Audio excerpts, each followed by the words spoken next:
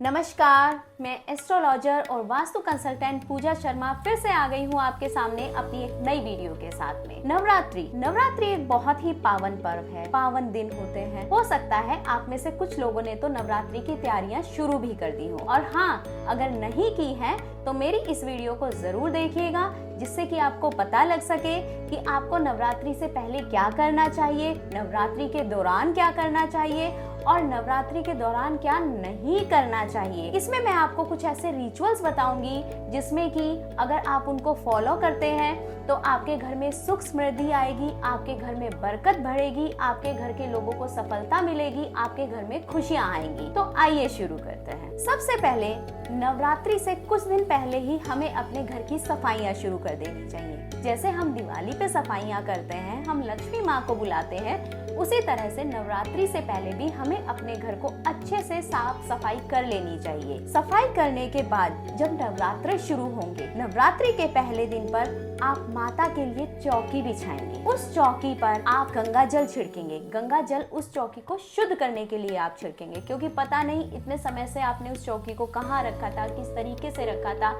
उसको अच्छे से साफ कर लेंगे। आप उस चौकी पर एक लाल कपड़ा बिछाएंगे। लाल कपड़ा बिछाकर आप उसके ऊपर बनाएंगे एक स्वास्तिक। अब स्वास्तिक जब आपने बना लिया, उसके बाद आपके घर में माता की जो भी प्रतिमा है, जो भी फोटो है आप उस पर रखना चाहते हैं, वो आप उस कपड़े पर अच्छे से माता को स्थापित कर देंगे। इसके बाद आपने एक मिट्टी का बड़ा सा पात्र लेना है, खुला पात्र। जैसे कि आपके घर में पतीला, बाउल वगैरह होता है बड़ा, उस तरह का आप एक पात्र लेंगे। मिट्टी का ही होना चाहिए, किसी और चीज का नहीं होना चाहिए। इसके बाद आपने उसमें डालने हैं जौ। अब जौ डालने के बाद आप उसमें डालेंगे मिट्टी। मिट्टी शुद्ध होनी चाहिए, कहीं से भी उठाकर मिट्टी नहीं लाइएगा, किसी ऐसे स्थान से लाइएगा जो कि एक शुद्ध स्थान है, एक पवित्र प्लेस है, वहां से आप मिट्टी लेकर आएंगे। उसके बाद आप उस पात्र में जौ के ऊपर उस मिट्टी को डालेंगे।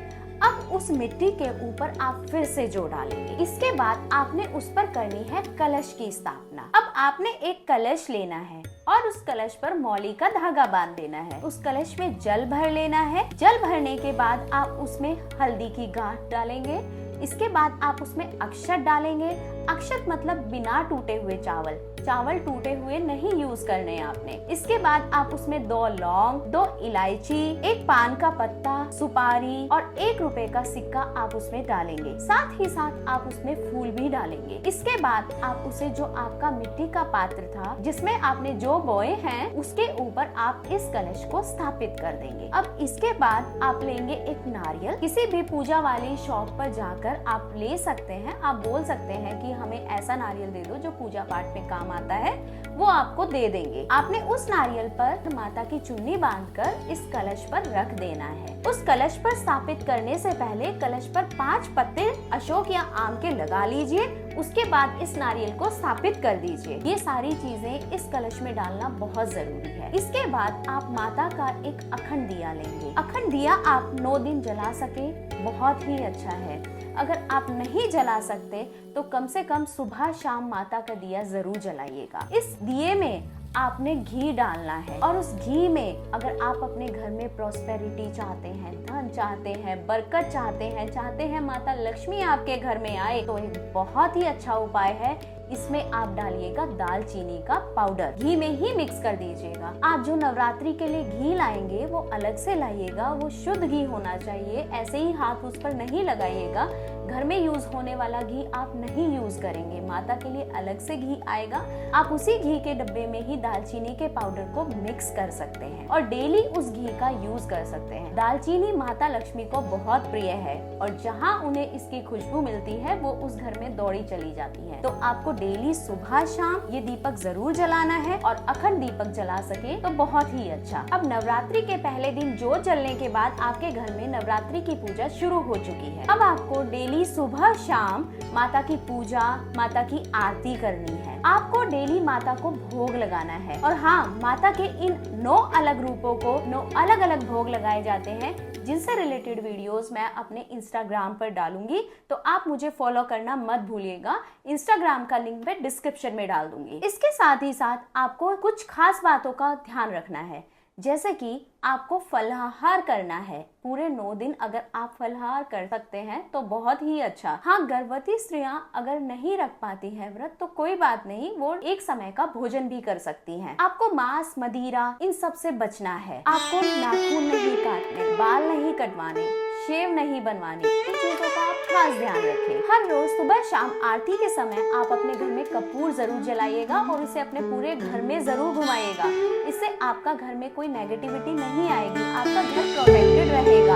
और हाँ, अपने घर में खुशियाँ, बरकत ये सब लाने के लिए अपने घर के ब्रह्मस्थान क्या होता है, आपके घर का जो सेंटर है, उस पर आपको डेली क्या करना है, आपको लेना है कच्चा दूध, उसमें आप डालेंगे केसर। अब दूध का रंग हो जाएगा हल्का पीला। अब आपको उस दूध को अपने ब्रह्मस्थान पर डेली छिड़कना है। आप आम या अशोक के पत्ते का यूज कर सकते हैं दूध को छिड़कने के लिए। अगर नहीं है तो भी कोई बात नहीं, आप अपने हाथों से अपने घर के ब्रह्मस्थान पर ये दूध छिड़क सकते हैं, जिससे कि आपके घर में पॉजिटिव एनर्जी आएगी, आपका घर में जितने भी देवता है वो एक्टिवेट रहेंगे और आपका घर प्रॉस्परस बनेगा। अब आपको डेली ये रिचुअल्स करने।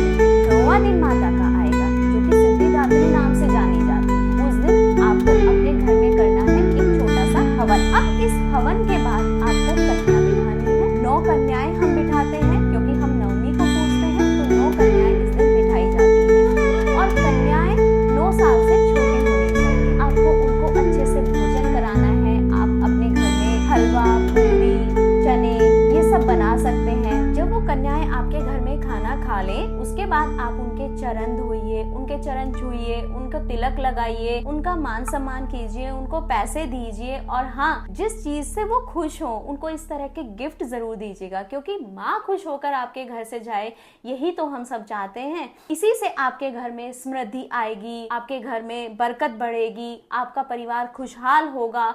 और ये बहुत छोटी छोटी चीजें हैं जो अगर आप करते हैं तो आपके तरक्की के रास्ते खुल जाते हैं। आज की वीडियो में बस इतना ही। माता दुर्गा आपके घर आए, आपके परिवार को खुशहाल रखे। और हाँ, ऐसे ही टाइम टू टाइम मैं आपको अपनी और वीडियोस में अपडेट करती रहूंगी, तो मेरे चैनल को लाइक और सब्सक्राइब करना बिल्कुल मत भूलिए। जय मां दुर्गा।